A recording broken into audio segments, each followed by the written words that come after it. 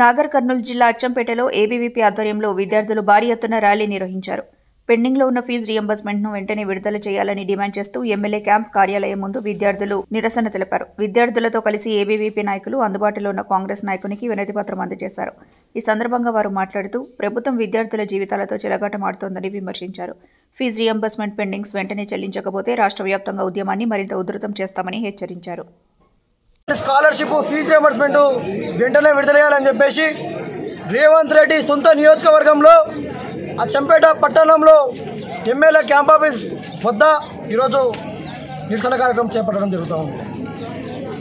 Scholarship fee రియంబర్స్మెంట్లో సుమారుగా 6 సంవత్సరాల నుంచి ఈ యొక్క పేద విద్యార్థులను సుమారుగా 6 సంవత్సరాల నుంచి 8,600 కోట్ల స్కాలర్షిప్ ఫీజు రియంబర్స్మెంట్లు బకాయిలు ఇంకా గవర్నమెంట్ ఇంకా విడుదల చేయలేకపోవడం ఇలా సిగ్గుచేటు.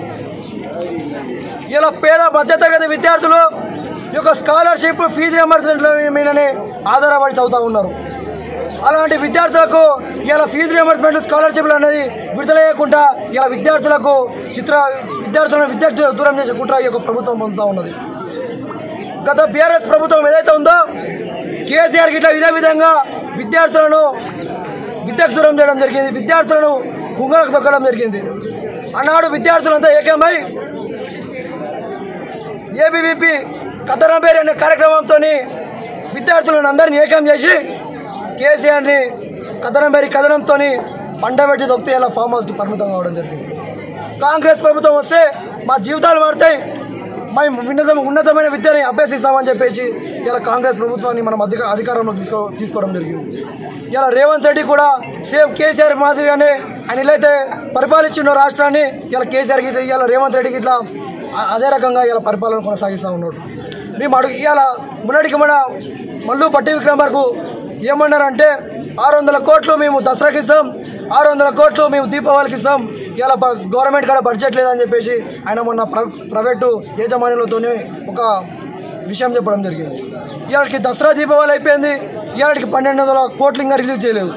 అఖిల భారతీయ విద్యార్థి పరిషత్ ఒకటే తెలియజేస్తూ ఉంది, 8,600 కోట్ల స్కాలర్షిప్లు విడుదల చేయాలి, 1,200 కోట్లు చేస్తాం, 1,500 కోట్లు చేస్తాం అంటే ఇవి మాకు మీరు భిక్ష ఇచ్చేది, ఇది మా యొక్క విద్యార్థుల యొక్క హక్కు, ఇది ప్రభుత్వం యొక్క భిక్ష కాదు. స్కాలర్షిప్ ఫీజు రియంబర్స్మెంట్లు అనేవి ఈ యొక్క పేద పదవి పడిన వర్గాల విద్యార్థుల యొక్క హక్కు. ఇలా విద్యార్థులు ఉన్నతమైన విద్యను అభ్యసించలేకపోతూ ఉన్నారు. మేము మీ కమిషన్లలో మేము పర్సంటేజ్లు అడుగుతలేము, మీ ఆస్తులలో మేము పర్సంటేజ్లు అడుగుతలేము, మీ మంత్రుల దాంట్లో మేము స్థానాలు అడుగుతలేము. మాకు ఏదైతే స్కాలర్షిప్ ఫీజు రియంబర్స్మెంట్ ఉన్నాయో అవి తక్షణమే విడుదల చేయాలని మేము మీకు తెలియజేస్తూ ఉన్నాం.